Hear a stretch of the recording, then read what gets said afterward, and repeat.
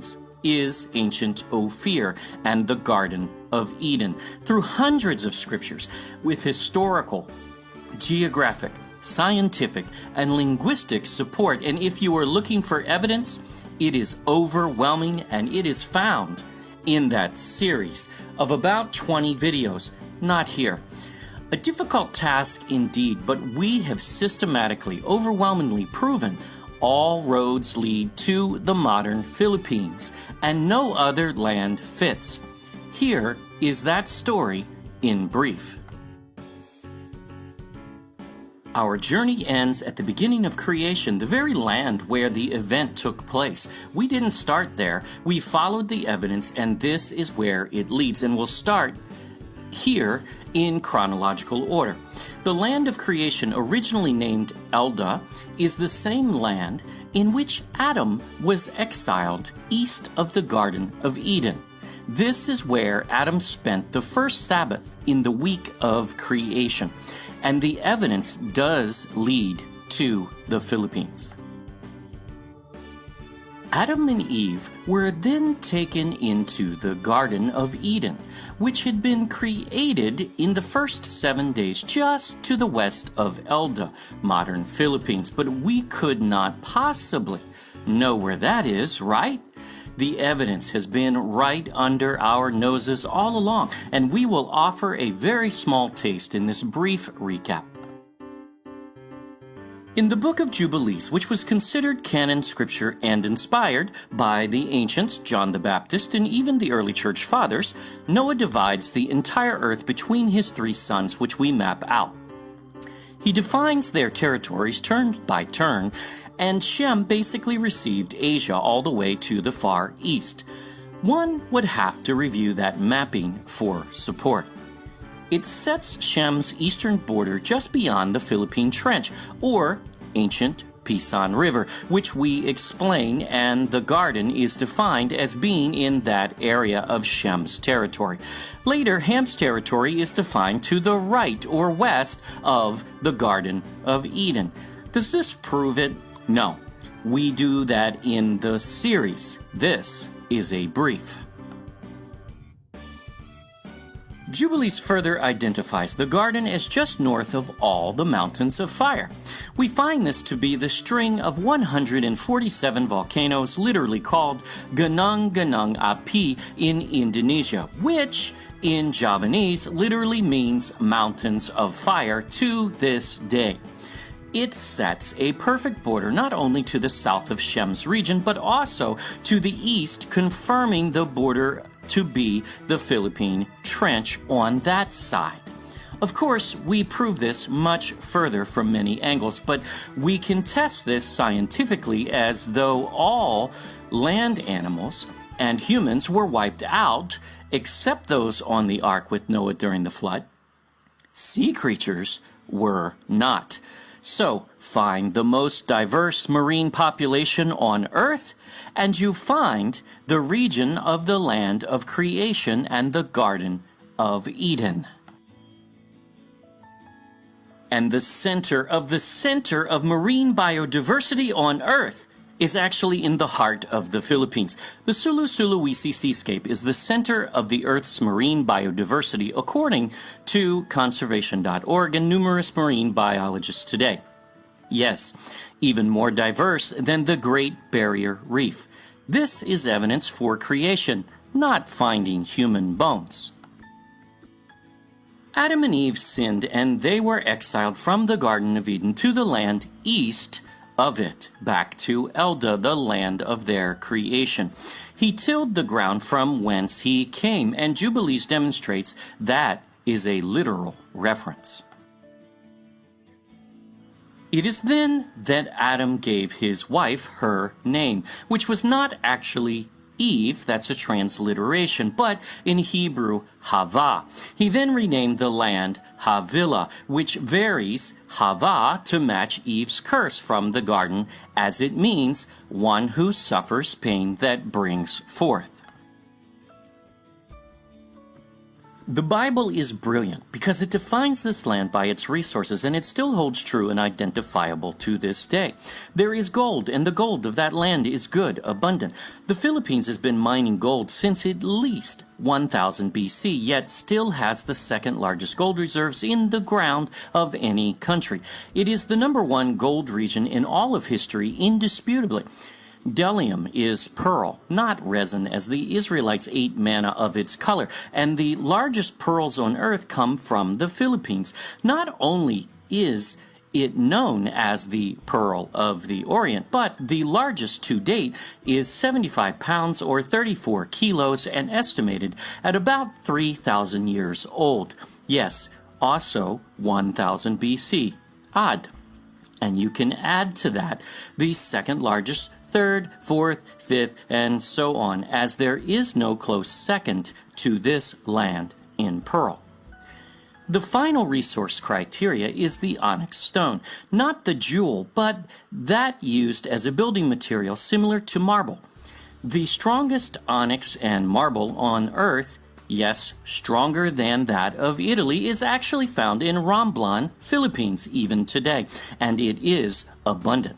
It doesn't just have all three resources, but the Philippines, the Pearl of the Orient, is #1 in all three categories, and no other land can compare. And we also locate the Pisan River and the rivers from Eden, further proving this out, and it does surround this whole land of the Philippines. Adam's generations to Noah remained in ancient Havilah until one day Noah was commanded to build an ark of gopher wood. Yet we find two very credible references from the early 1800s that this word is not gopher, but instead this is OPHIR or OPHIR wood, the wood of OPHIR, which we'll cover.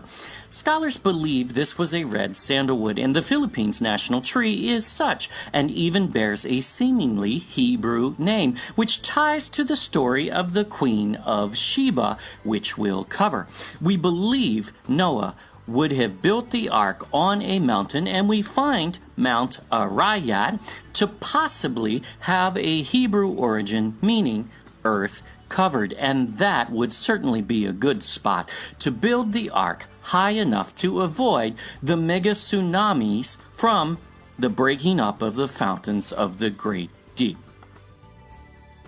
After 40 days and nights, though it kept raining after that, the ark was lifted above the earth and carried upon the waters, and the Bible gives only one option for where it would come to rest.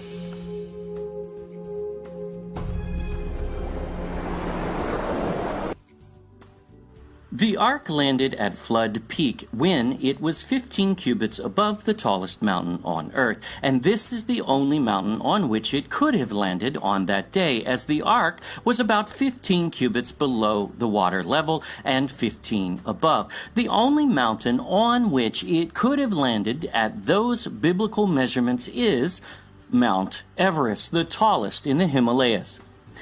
In time, Scripture says Noah's descendants migrated from the east into the plains of Shinar, modern Iraq. So, any mountain not east of Shinar is ruled out as an option, and any mountain shorter than Everest, which happens to be exactly due east of Shinar, is also ruled out biblically. Also, the name Mountains of Ararat, where the ark rested, means highest land, and the one standalone mountain in Turkey, which is 12,000 feet too short, fits none of the biblical descriptions whatsoever, but serves to further stretch the cover-up of history erroneously. And Noah's son Shem had Arphaxad, who was given two regions, Israel, which was stolen by Ham's son Canaan, and Iran, where they lived initially from Shem's territory of Asia. From him came Eber, father of the Hebrews, and after the Tower of Babel, his two sons split up, departing from their land in Mesha, or Mashhad, Iran, on what became known as the Silk Road later, and they migrated. Peleg's lineage, the Israelites, ended up in Israel eventually. But Genesis 10 tells us exactly where Joktan and his sons went east, not west, to Sephar, the Mount of the East. Sephar is a Hebrew name for the tree of life, and the Mount of the East is a holy mountain of Yahuwah God, both found in the Garden of Eden, also in the east. Oh, and among Joktan's sons was Ophir, Sheba, and Havilah. They were headed to the land of the Garden of Eden and creation, and they found it. No, they could not enter the garden, but the land above it where Adam and Eve lived, and Noah built the ark. The unique thing about Ophir is he is the only Ophir mentioned in Scripture, yet there are multiple Shebas and Havilahs. So every time you see those two names, you must ask which one.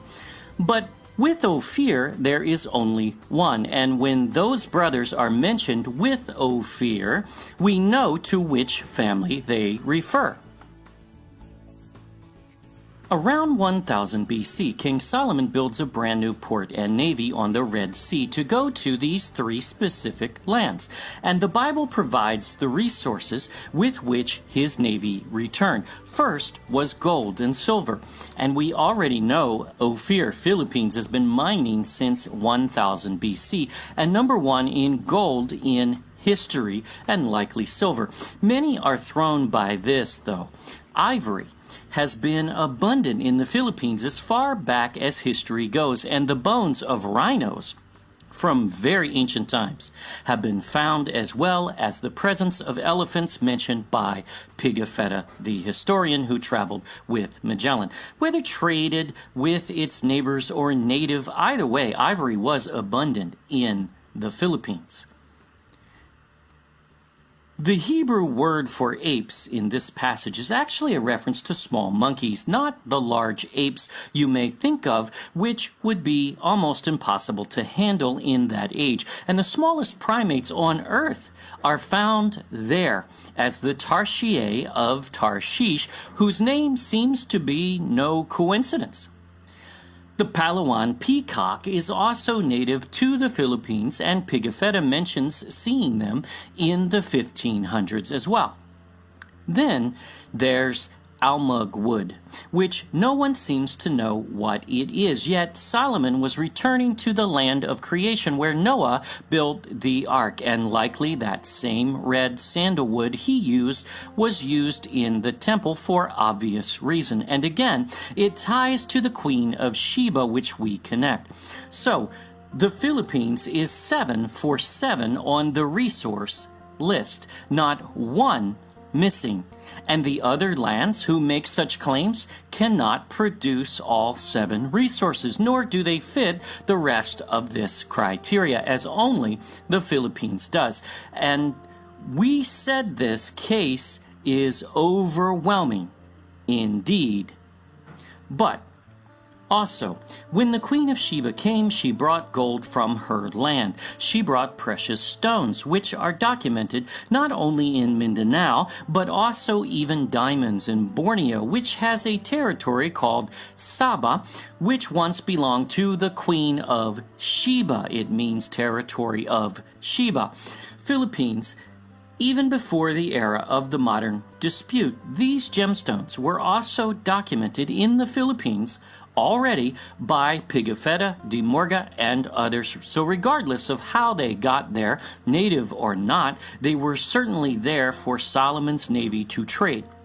And finally, Sheba brought a very great store of spices. The text uses a word sometimes interpreted as frankincense, a newer French word. But no matter, as the Philippines has frankincense too, called poor man's frankincense, not because of a lesser quality, but because it's cheaper, as the rabbis own and endorse their Ethiopian farms in a narrow, unbiblical, unethical way. The story of Ophir is chronological, offering sequential events as they unfold. He builds a new port and navy on the Red Sea. They go to Ophir, and note, There are no other stops on the list of this initial journey. They fetch gold and resources, and that's where we are in the story at the end of 1 Kings chapter 9. The Bible describes this as a 3-year round-trip journey to the east beyond the Arabian Sea, Indian Ocean, to a multitude of islands. You do notice neither of those fits Saudi Arabia, nor Africa, nor India, and we prove that many ways. And then, in the middle of the story of Solomon's navy, after they arrive at Ophir and fetched gold, then, and only then, does the Queen of Sheba from the brother of Ophir hear of Solomon's wisdom in her own land, it says. And that's Ophir. And she comes at the same exact time as Solomon's navy, offering her gifts worth millions of dollars today at the same time as Hiram, Solomon's admiral. She arrives at the Red Sea port with Hiram, but she has an issue. She now has to get her entourage and 1,300 pounds of gold, a very great store of spices as has never been seen in Israel until that day, and jewels from there to 319 kilometers or 200 miles north to Jerusalem. That requires camels, which she hires, and yes, she travels through the desert to get there. But nothing in this passage identifies her with the wrong Sheba from Cush, Ethiopia, as she is from the brother of Ophir, not Cush, nor is there any requirement for those camels to be from her land. The queen, or at least her land, was likely the wealthiest on earth in those days until Solomon's wealth exceeded it, really for a short time only. Again, the sequential order is Solomon builds a navy which goes to Ophir and fetches gold. The Queen of Sheba heard of Solomon's wisdom in her own land of Ophir and came to Israel. She presses him with hard questions. She offers her gifts valued at millions of dollars today. And then she left. And that's it. She does not have an affair with Solomon, especially not producing a child, according to the source of the story, the Bible. If you have heard this, we cover its origin. The occult Kibra Nagast in Ethiopia, which makes this claim, but that queen in that story, in their words, not ours, has the legs and hoof of a goat, and we reject that as wholly false, as it's the wrong Sheba in the wrong place. This accurate Queen of Sheba is from Ophir, Philippines. Another misnomer out there is that Tarshish is west, because that's where Jonah headed, yet this view is oblivious to that era in history and the rest of the Bible. The port at Ezion Geber on the Red Sea was broken up along with the ships there, and Jehoshaphat was unable to go to Ophir Tarshish for resources as he was trying to repeat Solomon's journey. That happened just before Jonah's time, and that is why Jonah found a ship headed to Tarshish on the Mediterranean Sea at Joppa. He was running from Yahuwah God to as far as he could. He wasn't looking for the most efficient route, but the longest, so the ship to Tarshish had to head west, but its end journey must still be east, as it must match the other passages which say Tarshish is a 3-year round-trip journey east. And this passage does too, if one really reads it. Jonah is thrown from the ship and swallowed by the whale or large fish of some sort for 3 days. However, scholars seem to miss the part where he was spit up on shore and made a journey to Nineveh of another 3 days. What Jonah did there is narrowed down where he was dropped off, because one cannot get to Nineveh from the Mediterranean in any direction in those days in less than about 14 days, not 3. He was obviously dropped on the Persian Gulf and took the Tigris River north for a 3-day journey, which is about right. So Jonah proves the path to Tarshish, which is equated to the same region as Ophir and Sheba, is east, not west. But its history continues. David tells us exactly where the wise men, or kings, yes, kings, came from. And it wasn't the occult Babylon, nor Yemen, nor Ethiopia again, according to Scripture.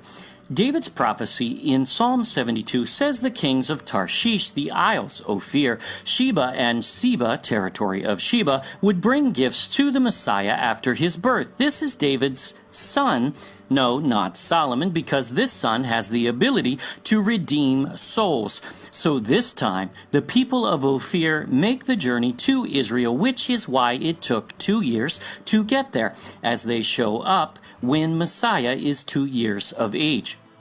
However, the port on the Red Sea is still broken up at this point, so they have to take the same route as Jonah around Africa, into the Mediterranean Sea most likely. Yes, we additionally prove that the Philippines has both frankincense and myrrh, and most biblical spices for that matter. And just as the Queen of Sheba, the wise men heard from the angel who appeared in the sky in their own land.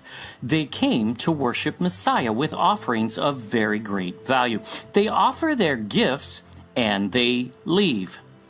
What does this say of those who supposedly brought the message of Jesus to the Philippines? Well, we deal with that too. But the incredibly abundant proof is that the Philippines was not speculated or guessed to be Ophir in history. It is recorded as being called such many times over. Debate is on record too, and it failed then and it fails now. In 1609, Antonio de Morga wrote that they, Ophirians, already possess in jewels and gold ingots handed down from antiquity and inherited from their ancestors. This is considerable, for he must be poor and wretched who has no gold chains, calambigas, and earrings. Does this not sound like the land of Ophir, Sheba, Tarshish, and Havilah? Well, history tells us it was, and this is also illustrated in the Boxer Codex, proven with archaeology in the Surigao treasure find of recent times and on display in the Ayala Museum of Makati of these exact same jewelry pieces, which were illustrated in 1595. Many writings don't just propose a theory that this land is Ophir, but say it was as fact. And even the natives called it Ophir, and Tarshish and Sheba was and is Sabu, a direct Hebrew variant of the word Sheba, with Saba, the disputed territory, being the property of Sheba by its definition in its Hebrew origin, because no one seems to know its origin. Well, we do. This is a list of just some of the credible witnesses to history who document this, but also the neighboring nations of India and China, even Greek history, the Malays, and the Muslims all record the Philippines as the land of gold, isles or islands of gold, mountains of gold, etc.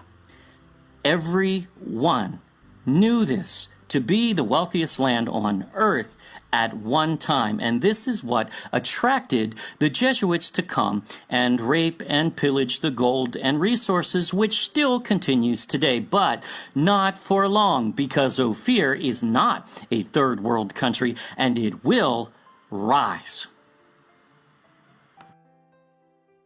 Messiah said, "The queen of the south shall rise in judgment with this generation and condemn it." And we are seeing signs of this already today. Sabu is still known as the queen of the south today, and its name is a derivative of the Hebrew word Sheba indeed. Isaiah says, "The isles shall wait for me, and the ships of Tarshish will bring Israel's sons and daughters from afar." This has not happened yet, nor has any regathering of the lost tribes of Israel occurred, and we deal with that in our series next. From the ends of the earth. Some think this series is about gold, but we could care less about gold. This is about restoring the history and prophecy of the most significant land on earth and a deserving people. Even in recent times, the Philippines has had one of the world's fastest growing economies, and new resource discoveries abound. Here are a few. Even more gold and silver has been found. Deepwater oil fields have been found. Over 3.9 trillion cubic feet of natural gas identified. The world's biggest palladium reserve found. Even platinum found. But these are merely physical resources. The most important find is that of a people rediscovering its rich and valuable history and heritage and restoring its purpose in prophecy. And this is happening right now. As the Philippines and the world begins to learn that the modern Philippines is OPHIR, land of Solomon's gold and resources used to build the temple, the land of the Queen of Sheba, the wealthiest woman in all of history. Tarshish, the mariner son of Javan, equated to the same region and resources as OPHIR and Sheba. The land of the Garden of Eden and creation, Elda, even seen in common names like Imelda today. And Havilah, the land of Adam and Eve and their generations all the way up until the flood. And all of these names are not only documented and located from biblical sources, but history agrees. This land was significant before the flood. It was shortly after the flood. It was in the days of Solomon, in the days of Jonah, in the days of Messiah, even up until the arrival of the Spanish, who record incredible wealth divided among all its citizens and ships as large as the Spanish ships. And most especially, it will be in the fulfillment of prophecy in the coming days, and it is rising even now. This is evidence, and it is overwhelming, and you will find we do not speculate, but we prove this case in over a year and a half since going public with this find. No one has debunked it yet. It's okay to enter this journey with skepticism, as we certainly did as well. We challenge you to watch, test, even try to prove it wrong, and if you agree, apply this newfound knowledge, which is really not new at all. And many witnesses confirm what we are just now finding out, restoring an ancient truth, which many knew all the way up until the 1800s or so, when it was lost, at least. Even the likes of Columbus fully identified modern Philippines as ancient OPHIR, Tarshish, and the Garden of Eden. And there are far more than two witnesses to establish this as fact. May Yahuwah God bless your journey.